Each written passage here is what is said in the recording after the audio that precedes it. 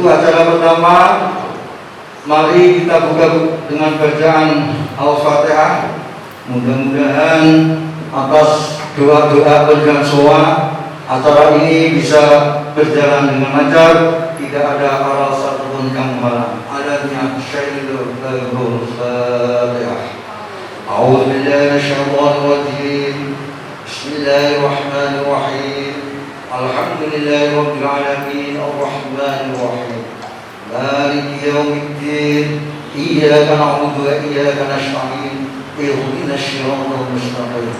Shiratal ladzina an'amta 'alaihim ghairil maghdubi 'alaihim waladdallin.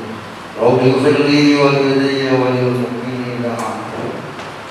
Alhamdulillah, Bapak Ibu yang hormati, hadir acara yang kedua yaitu lagu Indonesia Raya yang akan dibawakan oleh Ibu Hani Musika. Waktu dan tempat kami aturkan. Indonesia tanah airku, tanah tumpah darahku. Di sana aku berdiri, jadi pandu hidupku. Indonesia kebangsaanku, bangsa dan tanah airku. Marilah kita berseru, Indonesia bersatu. Hiduplah tanahku, hiduplah negeriku, bangsaku, rakyatku semuanya. Bangunlah jiwanya, bangunlah badannya untuk Indonesia Raya.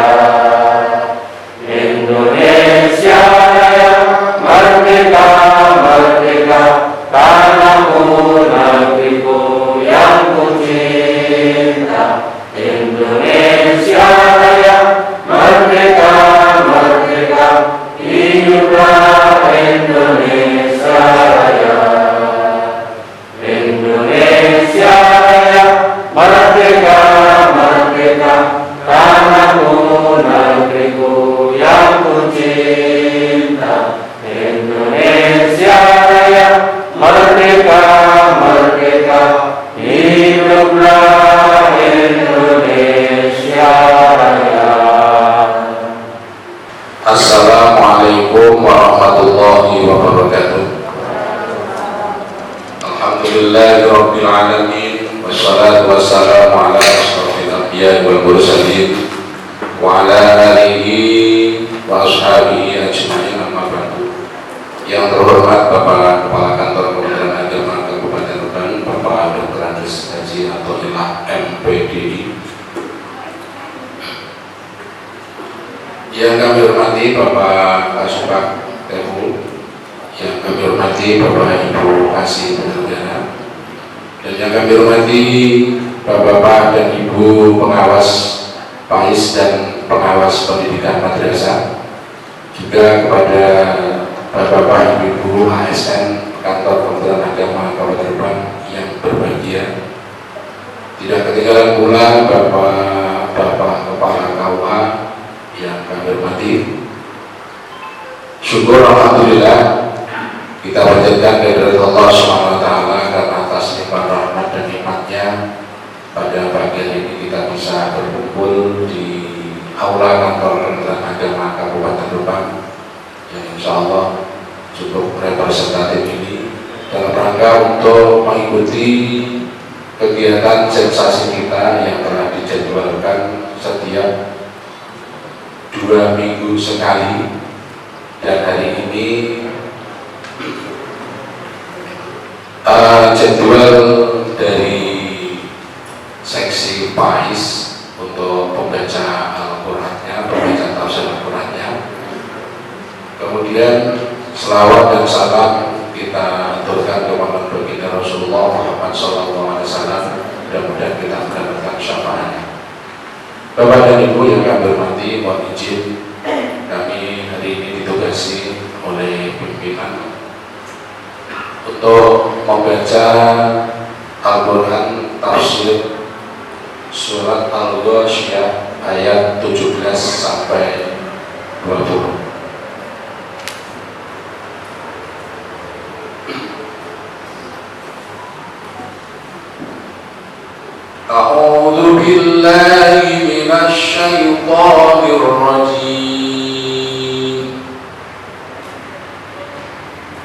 Bismillahirrahmanirrahim. Afala yanzuruna ilal ibili kaifa khuliqat wa ilas samaa'i kaifa rufi'at wa ilal jibali kaifa nusibat wa ilal ardi kaifa sutihat. Shadaqallahul azim.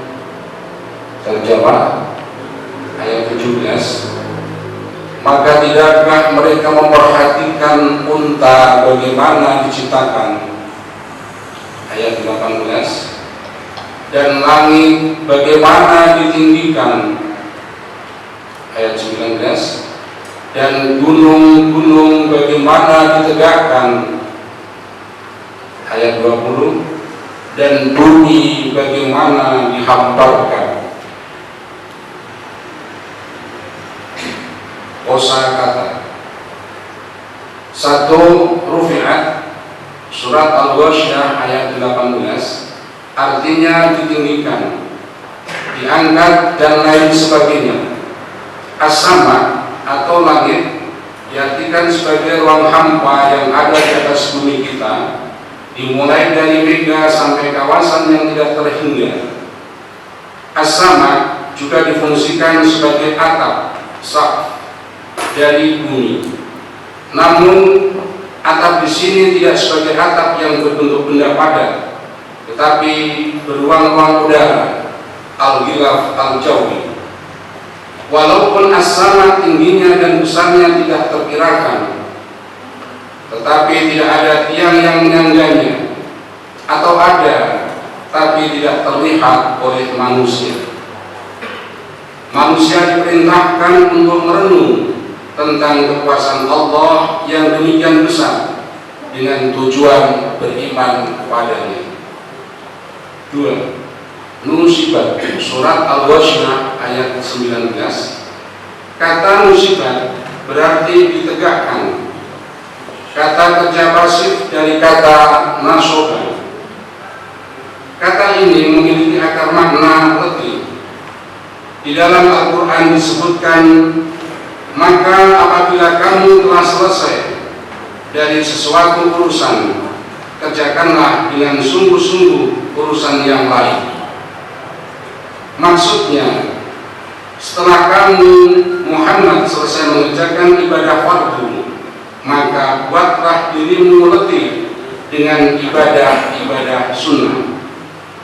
Di dalam sebuah hadis disebutkan bahwa Nabi SAW bersabda, Fatimatu bidghatun minni yunsikuni ma ansabaha, rawahu Tirmidzi wa Ahmad al-Hakim. Fatimah adalah bagian dariku, yang membuatnya letih itu juga membuatku letih. Riwayat Tirmidzi, Ahmad dan al-Hakim. Selain itu, kata nasoba juga berarti meletakkan dan meninggikan. Darinya diambil kata nusuk yang berarti berhala. Sebagaimana dalam firman Allah, dan diharamkan bagimu yang disembelih untuk berhala. Surat Al-Maidah ayat 3. Berhala disebut demikian karena diletakkan dan ditinggikan. Maka inilah yang dimaksud pada ayat ini. 3. Sutihat pada surat Al-Ghasyiyah ayat 20. Kata sutihat berarti dihamparkan. Ia adalah kata kerja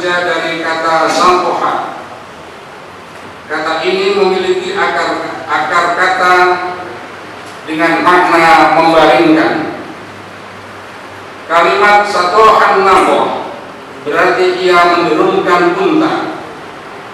Darinya diambil kata as-sati yang berarti orang yang dilahirkan dalam keadaan lemah, tidak sanggup berdiri dan duduk.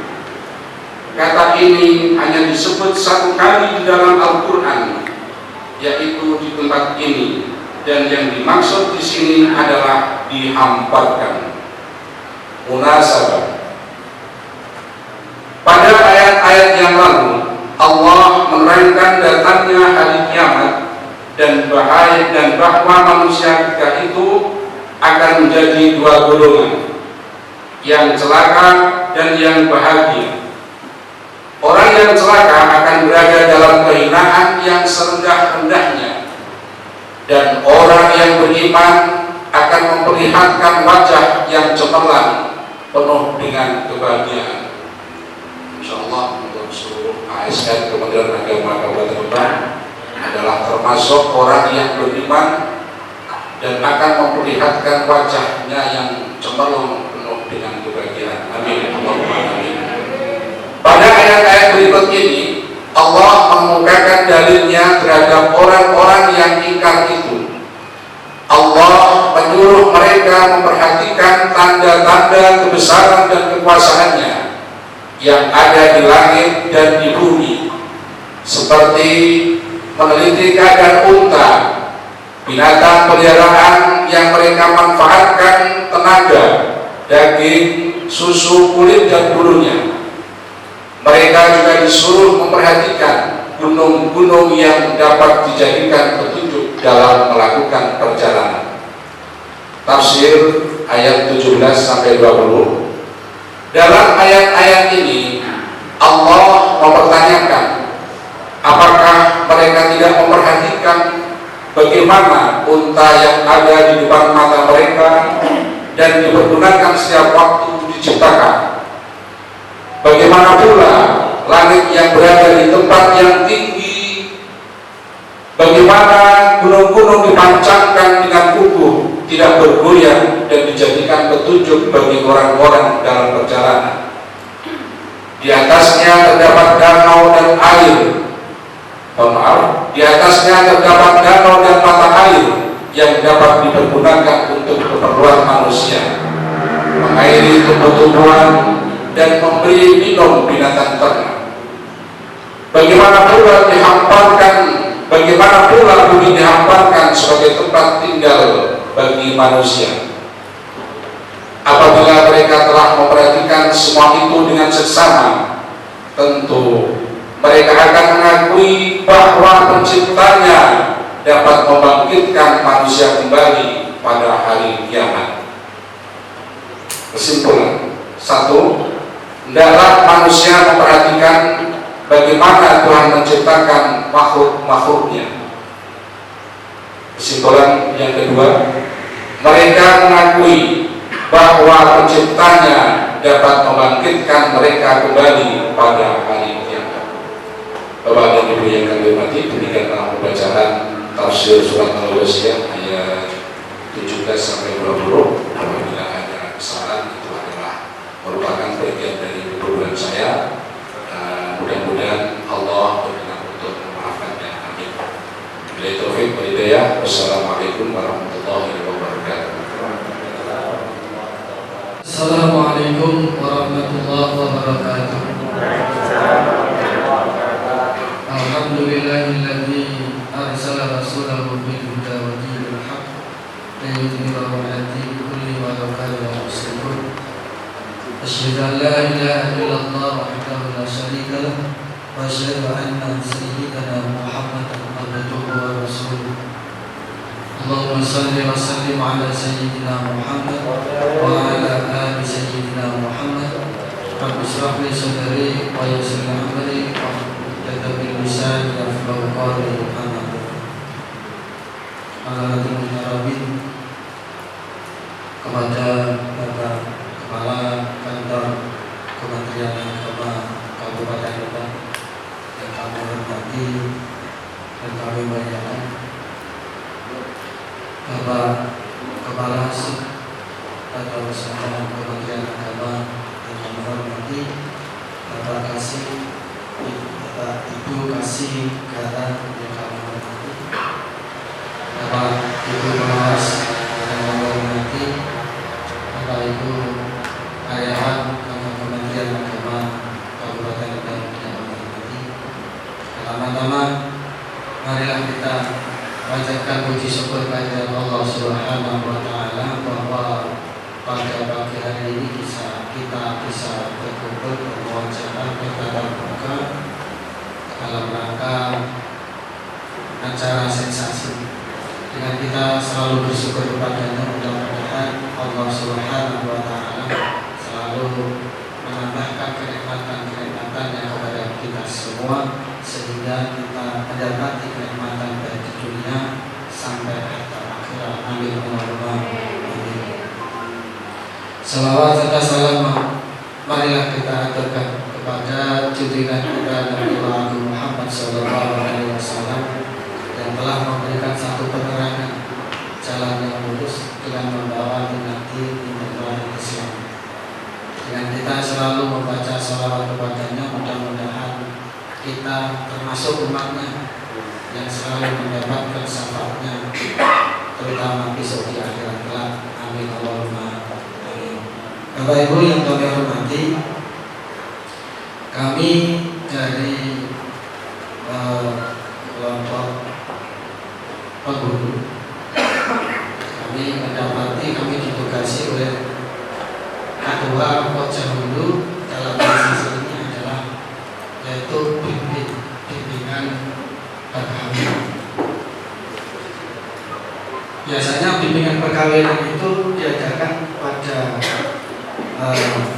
pranikah yang seperti kita jalani agenda-agenda yaitu dari Dinas Islam Kementerian Agama Kabupaten Kendal. Tapi dalam hal ini justru malah Bapak Ibu yang sudah berkeluarga. Intinya apa? Bimbingan perkawinan itu kita perlukan karena memang keluarga itu penuh proses penyesuaian yang mana di dalamnya itu adalah satu perbedaan yang signifikan.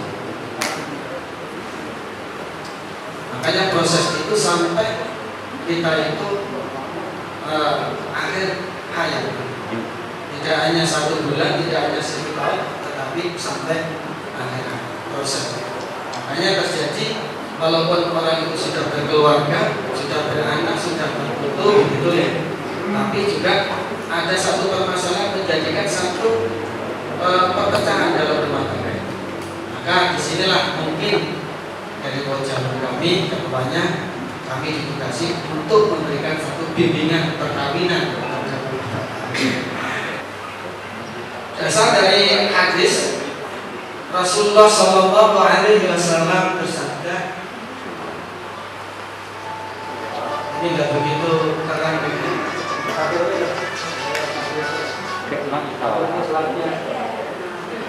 Atas biju barokah.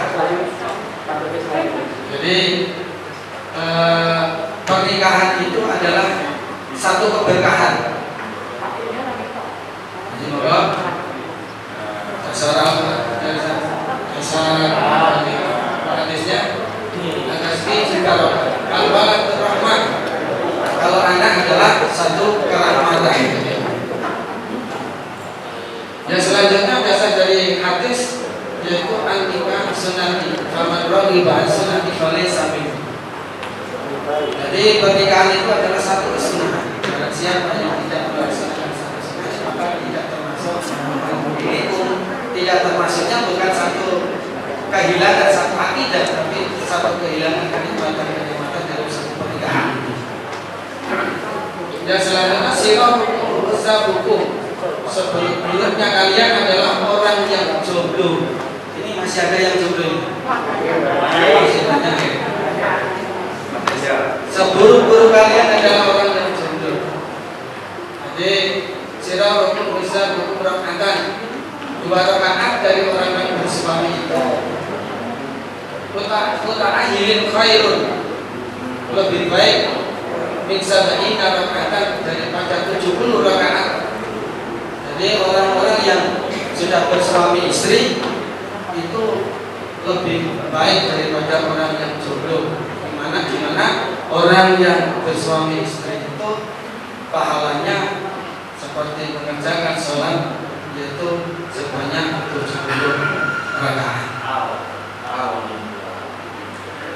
Bapak Ibu yang kami hormati, dasar dari undang-undang pernikahan yaitu nomor 1 tahun 1974 pasal 1 bahwa pernikahan adalah ikatan lahir batin antara seorang pria dan seorang wanita sebagai suami istri dengan tujuan membentuk keluarga atau rumah tangga yang bahagia dan kekal berdasarkan ketuhanan yang Maha Esa. Tapi ini prakteknya beda dengan kita. Kalau kita itu nikah itu dengan dasar niat ketuhanan yang Maha Esa, dalam hal ini adalah agama. Biasanya kita itu nikah karena nafsu begitu. Ya bukan nafsu. Karena nafsu, pokoknya senang kita lanjut begitu. Hanya yang lebih baik itu sebelum kita nikah akan melaksanakan satu pernikahan, kita menata terlebih dahulu niat, yaitu ikut syariat-syariat Rasulullah karena Allah Subhanahu wa Ta'ala. Insya Allah dalam pelaksanaan nanti keluarganya akan mendapati pertolongan dari Allah Subhanahu wa Ta'ala. Ini permasalahan kita itu kan karena nafsu saja, tidak ada satu niat yang tulus karena Allah Subhanahu wa Ta'ala. Ini garis bawahnya adalah karena berdasarkan ketuhanan yang Maha Esa. Kepada Bapak Ibu yang kami hormati, ternyata di dalam satu proses keluarga itu, di mana orang yang berbeda, Anda itu kan pernikahan, satu pernikahan di dalamnya yang berbeda secara fisikal, yaitu antara laki-laki dan wanita. Ada nggak yang di sini suka sesama jenis? Justru kalau sesuka sama jenis itu adalah satu penyakit sebetulnya. Ada panelisnya.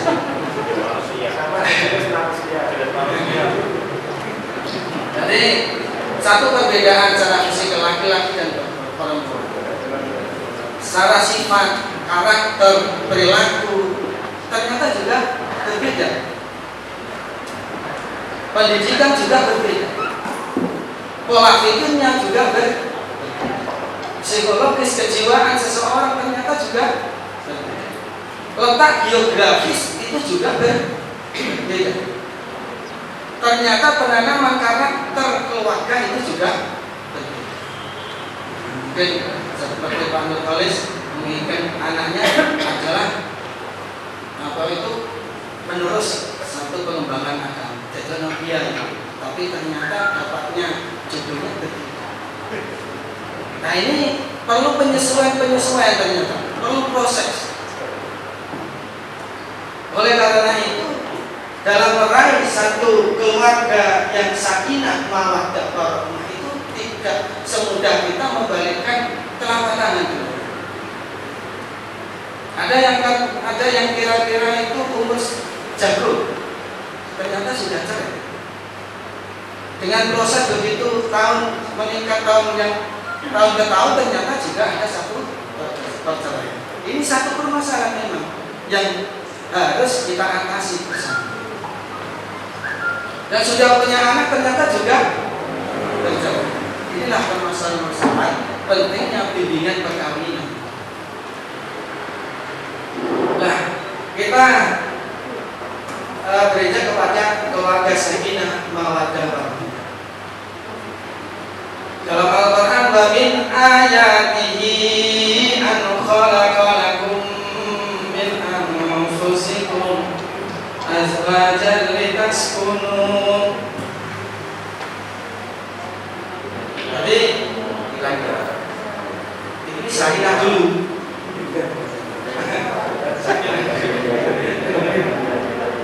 Litaskunu ilaiha wa ja'ala bainakum mawaddatan wa rahmah. Inna fi dzalika laayatin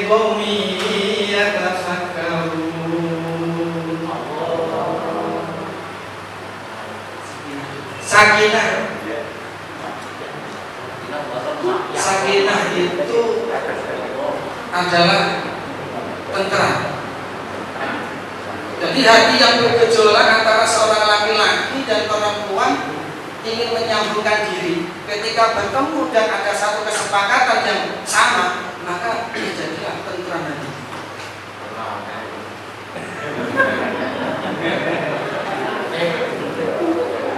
Jadi tentram hati ini, damai. Begitu. Yang selanjutnya adalah sakinah mawaddah. Mawaddah itu didomisi oleh rasa cinta, satu kebutuhan. Ketika kita bergejolak dalam keadaan satu ketentraman, kita butuh untuk mengeksplor, yaitu rasa cinta kepada kekasih. Dirayu, ya kamu sangat cantik. Ketika orang bercinta itu kan kita dekati, ya kan?